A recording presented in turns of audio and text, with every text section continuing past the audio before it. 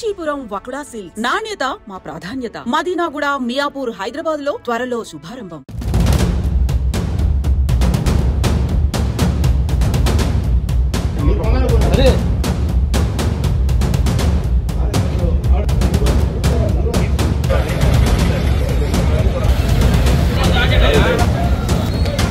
చిత్తూరులో టెన్షన్ వాతావరణం ఒక రకంగా అసలు ఎవరు కూడా ఎక్స్పెక్ట్ చెయ్యలేదు. పొద్దున్నే దొంగలు బీభత్సం చేశారు ఒక ఇంట్లో, అది కూడా ఒక వ్యాపారి ఇంట్లో దొంగల బీభత్సం.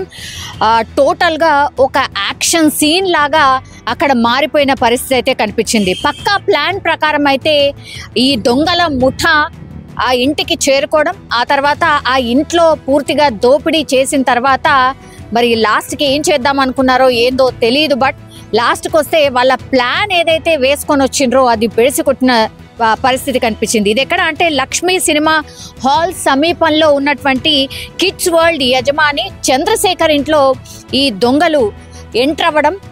కొంచెం తెల్లవారుజామున 3 నుంచి 4 గంటల మధ్యలో ఆ ఇంట్లోకి ఎంటర్ అవ్వడం. అయితే ఈ చంద్రశేఖర్కి కొంత అలజడి రావడంతో ఆయన అలర్ట్ అయి పోలీసులకు సమాచారం ఇచ్చారు. టోటల్గా 6 మంది ఈ దొంగల ముఠా ఇంట్లోకి ఎంటర్ అయిన పరిస్థితి. ఒక రకంగా ఒక భయానకమైన వాతావరణమే. 6గురు, అది కూడా తుపాకులతో ఎంటర్ అయినరు, అట్లాగే తుపాకీతో బెదిరించడం కూడా స్టార్ట్ చేసిర్రు.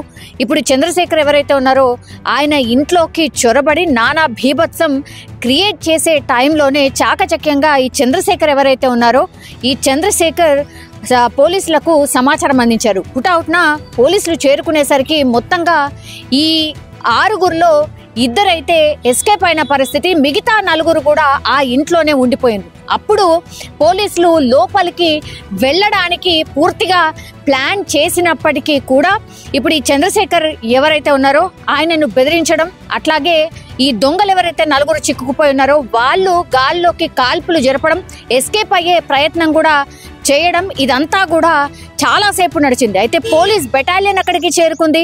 4 ఇంకా ఇంట్లోనే ఉన్నారు. తెల్లవారిపోయింది. పూర్తిగా ఒక రకంగా అలజడి వాతావరణం క్రియేట్ అయింది. అది ఇంట్లో 4 దొంగలు చిక్కుకున్నారు, 4 దొంగలు దోపిడీకి ప్రయత్నించారు, ఇంట్లోనే ఉండిపోయారు అన్న వార్త తెలిసిన తర్వాత చాలా మంది చుట్టుపక్కల వాళ్ళు అక్కడికి రావడం జరిగింది. అయితే ఈ చంద్రశేఖర్ ఇంట్లోకి చొరబడిన తర్వాతనే తుపాకీతో బెదిరించడమే కాదు, అట్లనే గాల్లో కాల్పులు జరపడం, ఒక రకంగా భయానక వాతావరణం క్రియేట్ చేసిండ్రు ఆయన ఇంట్లో. దీంతో పూర్తిగా చంద్రశేఖర్ అయితే పోలీసులకు ఎలాగోలా సమాచారం అందించడం, ఆ తర్వాత 2 రౌండ్లు కాల్పుల శబ్దం వినిపించడంతో ఎన్ని గన్స్ ఉన్నాయో, ఎన్ని మారణ ఆయుధాలు ఉన్నాయో అని పోలీసులు కూడా పూర్తిగా అప్రమత్తమైన పరిస్థితి. సీన్ ఆఫ్ ఎఫెన్స్ లో ఎప్పుడైతే 4 ఇంట్లోనే ఉండిపోయినరో వాళ్ళని ఎలా పట్టుకోవడం ఏంటి అనేది కూడా రకరకాల ప్రయత్నాలు అక్కడ స్థానిక పోలీసులు ప్రయత్నం చేస్తున్న సిచ్యువేషన్. ఇంకోవైపేమో ఈ మరి ఇంతకీ దోపిడీ దొంగలా లేకపోతే ఇంకా ఎవరైనా చొరబడ్డారా అని అనుమానం ఎందుకు వచ్చిందంటే గాల్లోకి కాల్పులు జరపడంతో ఒక భయానకమైన వాతావరణం క్రియేట్ అయింది.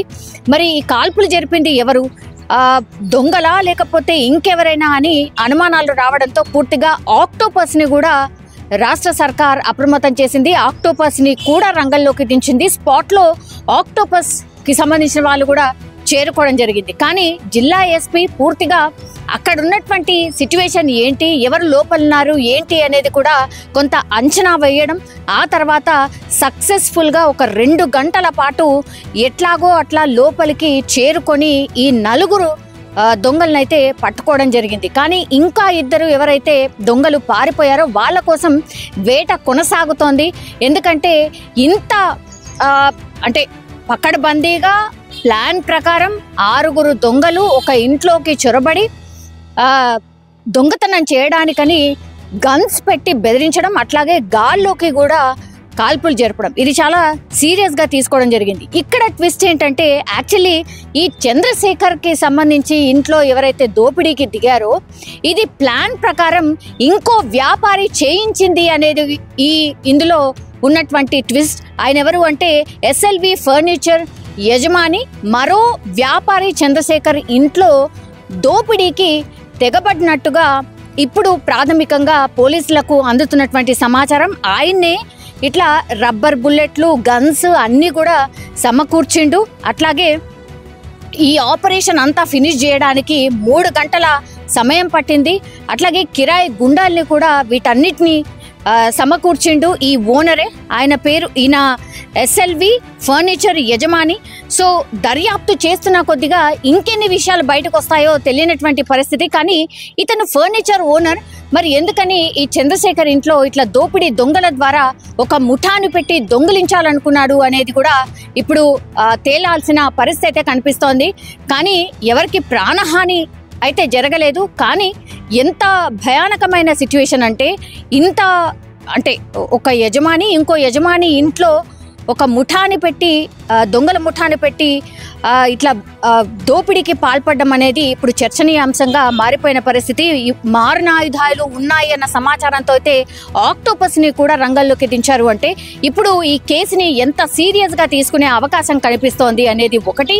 ఆ తర్వాత సక్సెస్ఫుల్గా ఈ ఆపరేషన్ అయితే ఫినిష్ చేశారు, ఊపిరైతే పీల్చుకున్నారు. కానీ ఇట్లా ఒక వ్యాపారి ఇంకో వ్యాపారి ఇంట్లోనే దోపిడీకి పాల్పడడం ఏంటి అనేది కూడా ఇప్పుడు ప్రశ్నార్థకంగా మారింది. అంటే పాత కక్షలు ఏమైనా ఉన్నాయా, లేకపోతే వ్యాపార లావాదేవీలు ఏమైనా ఉన్నాయా, అసలు వీళ్ళిద్దరికి పరిచయం ఉందా, ఎందుకని కక్షగట్టి ఈయన ఇంట్లో దొంగతనానికి ఇట్లా ముఠా పెట్టి గన్స్ ఇచ్చి కిరాయి గుండాల్ని పెట్టుకొని ఇట్లాంటి దోపిడీకి ఎందుకు ప్రయత్నించాడు అనేది కూడా పూర్తిగా దర్యాప్తులో తేలాల్సిన అవసరం అయితే కనిపిస్తోంది.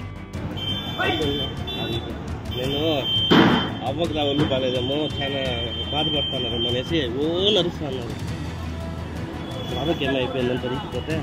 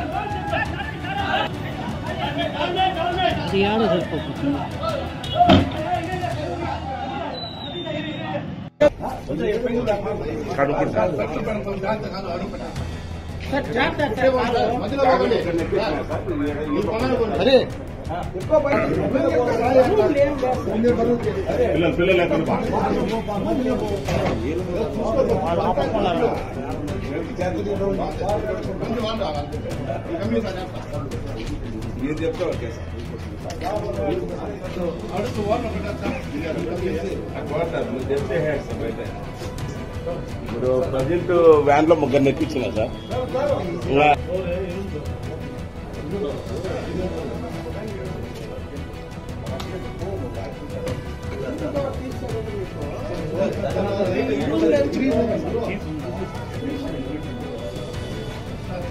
బ్యాగ్ ఇచ్చేయ